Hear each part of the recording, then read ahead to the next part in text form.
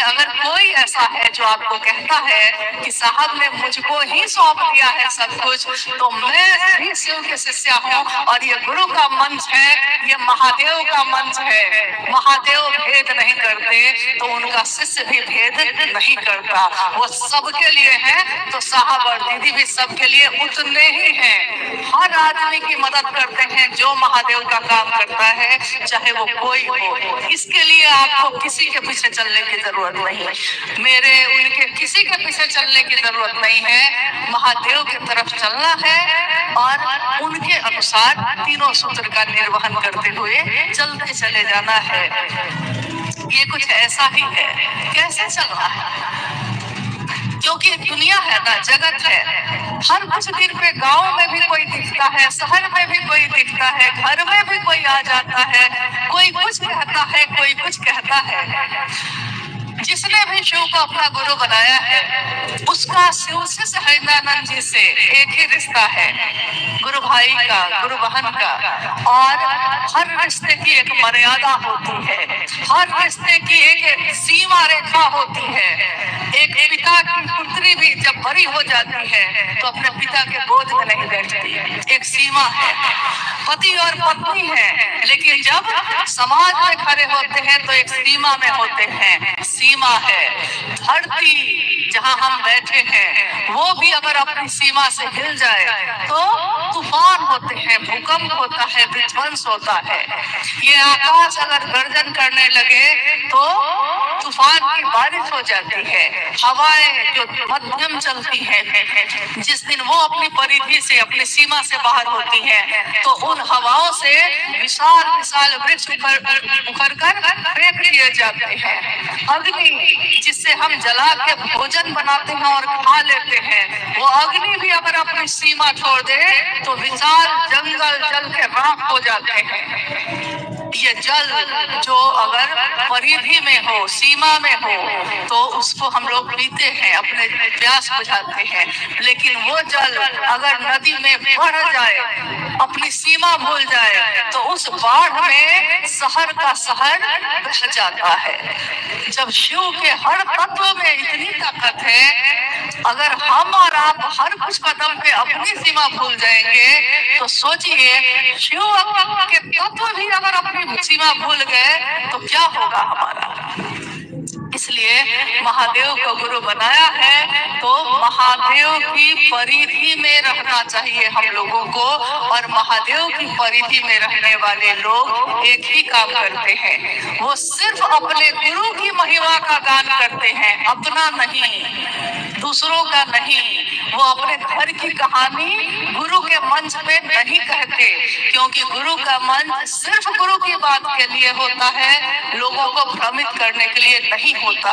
और अगर तब भी हम में से कोई ऐसा करता है तो वो हमारे आपके द्वारा तो शायद कुछ हो पाएगा कि नहीं हो पाएगा, लेकिन अगर हम में से किसी के द्वारा मन, वचन या कर्म से कोई महादेव की तरफ चलने से रुक गया, कोई अगर मेरी किसी बोली से, मेरे किसी कृत्य से, मेरे आचरण से अगर कोई दुखी हो गया है, या मेरी इस भावना से कि मुझसे लोग जुड़ जाए, वो महादेव के पास से मुड़ गया है, तो ये एक ऐसा आध्यात्मिक अपराध है जिसकी क्षमा शिव के पास भी नहीं है। क्योंकि क्षमा जिसे कर सके न शिव भी, गुरु भी, हो गई कोई ऐसी भूल और उस भूल के बाद उस व्यक्ति को क्या होगा ये कोई नहीं जानता।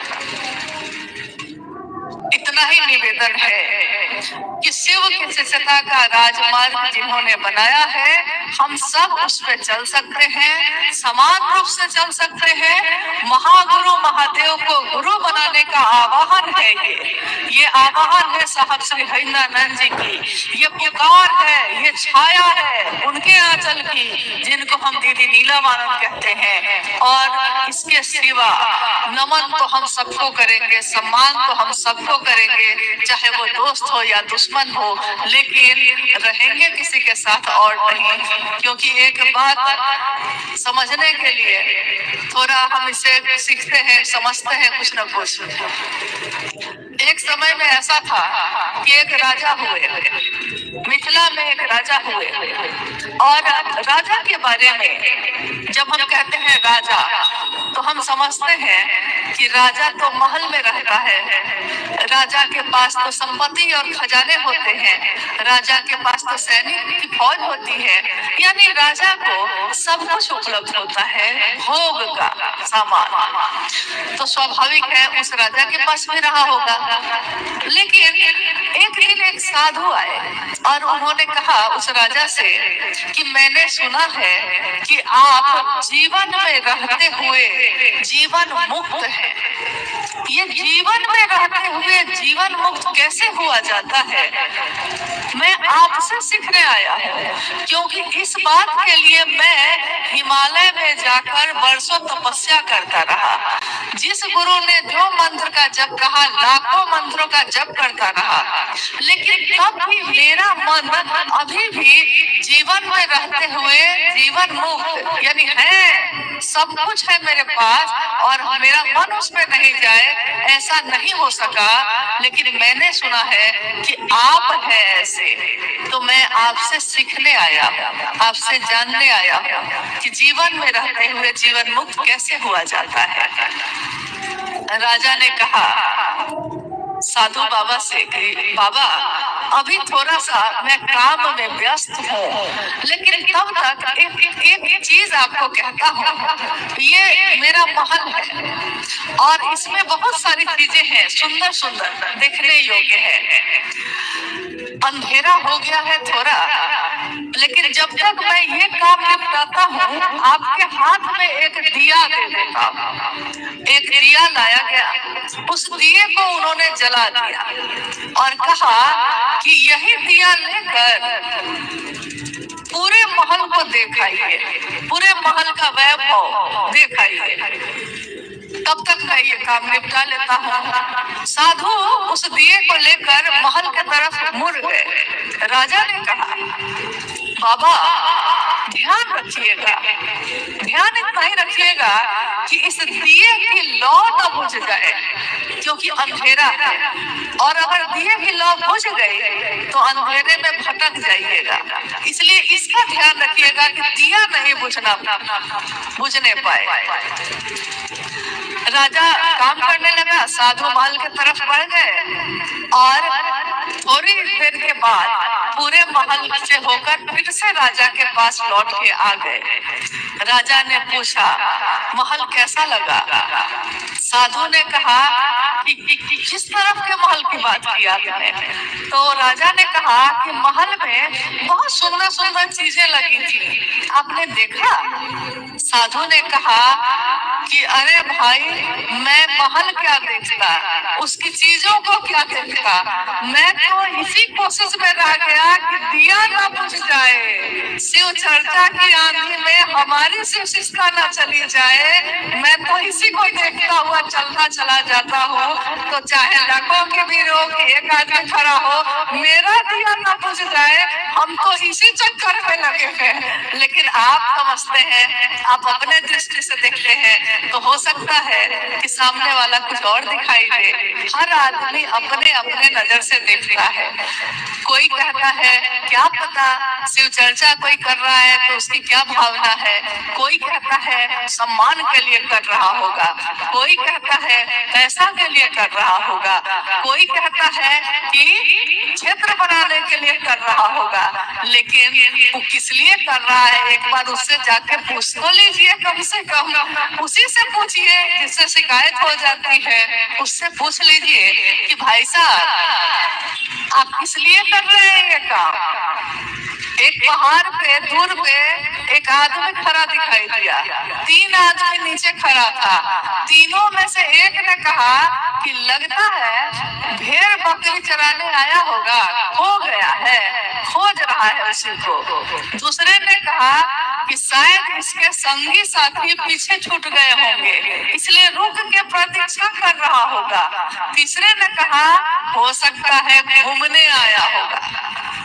फिर तीनों ने विचार किया, कहा कि चलो ना थोड़ा सा और चढ़ के ऊपर चलते हैं, उसी से पूछते हैं। और जब चढ़ के ऊपर गया तो पूछा, तो उसने कहा कि भाई साहब, ना तो मेरा मित्र छूटा है पीछे, ना मैं घूमने आया हूँ, और ना मेरे पास भेड़ बकरी है।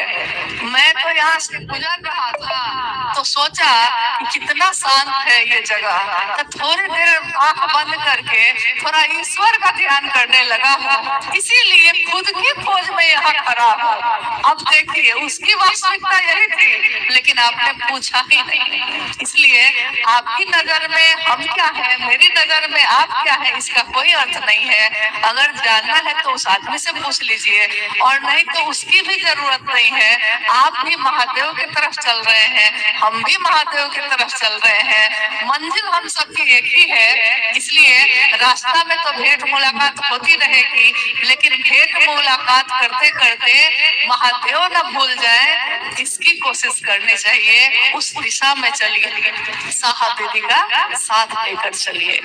आओ चले शिव की ओर। ये जो विषय है, ये ना तो ये विषय है, ना तो ये शब्द है, ये साहब श्री की दिल की आवाज है। और दिल की आवाज दूर तक जाती है। साउंड और माइक की आवाज कुछ दूर तक जाकर खत्म हो जाती है, लेकिन दिल की आवाज की कोई सीमा नहीं होती। ये तो हरेंद्र के दिल की आवाज है, ये दूर तक जाएगी। हम रहे ना रहे, आप रहिए ना रहिए, लेकिन महादेव का काम तो होगा ही, और आवाज तो गूंजती ही रहेगी, हवाओं में खुशबू उन्हीं की रहेगी। हाँ, जो जाना चाहे, जो लेना चाहे ले ले। आइए हम लोग कुछ जिज्ञासाओं पे बात कर लेते हैं। आपसे अनुरोध है कि जो गुरु भाई गुरु बहन जहाँ है, इस अव्यवस्था में ही व्यवस्था है।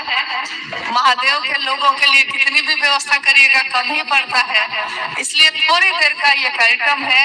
आपसे अनुरोध है कि जहाँ है थोड़ा शांत भाव से बैठ जाए, जहाँ जगह है वहीं बैठ जाए। हाँ, जिज्ञासा पे आते हैं। जिज्ञासा है, महेश्वर शिव तो सदगुरुओं के गुरु हैं, अतएव उनका शिष्य होकर लौकिक पारलौकिक मनोरथ स्वतः पूर्ण होते हैं, कैसे? कृपया समझाया जाए। महेश्वर शिव गुरुओं के गुरु हैं, सदगुरुओं के भी गुरु हैं। उनका शिष्य बनकर, यानी जगत गुरु है, उनका शिष्य बनकर लौकिक पारलौकिक मनोरथ स्वतः सिद्ध होते हैं। कैसे? ये शिष्यानुभूति की पंक्ति है। शिष्यानुभूति यानी शिव के शिष्य साहब श्री हरिंद्रानंद जी की अनुभूति। सन 1990 में इसकी रचना साहब ने की और इसको छपवाया गया। उसी पुस्तक की एक पंक्ति है ये, शिव गुरुओं के गुरु हैं। गुरु मतलब कौन? ये किसको कहा जा रहा है? गुरु मतलब जो शरीरधारी है। शरीरधारी बहुत तरह के लोग हैं जो गुरु के रूप में काम करते हैं। वो लौकिक जीवन में जो हमारे आसपास दिखते हैं, कोई तंत्र साधना सिखाता है, कोई अपने द्वारा दिए हुए मंत्रों का जप बताता है। आपने सुना होगा कभी कभी कि कोई कहता है कि अमुक आदमी को मैंने गुरु बनाया है, तो आप पूछते हैं कि मंत्र क्या दिए हैं, तो वो कहता है कि नहीं, गुरुजी ने कहा है कि मंत्र तुम्हारे कान में दिए हैं, सिर्फ तुम्हारे लिए है, किसी और को नहीं बताना, इसलिए नहीं बता सकते हैं। यानी एक सीमा तक गुरु के रूप में कोई ना कोई काम करता है। सदगुरु यानी ऐसा जो इंसान है, मानव तन में है, लेकिन वो अपनी दया से आपको शिव तक पहुंचा सकता है। तो यहाँ थोड़ा सा हम लोग को लगता है कि महादेव के बारे में भी कहा जा रहा है कि दया से पहुंचा सकते हैं, और सदगुरु के बारे में भी कहा जा रहा है। यहाँ जगत गुरु और सदगुरु में अंतर ये है कि सदगुरु मात्र अपनी दया से बना सकते हैं, लेकिन एक बंधन होगा ही होगा। कोई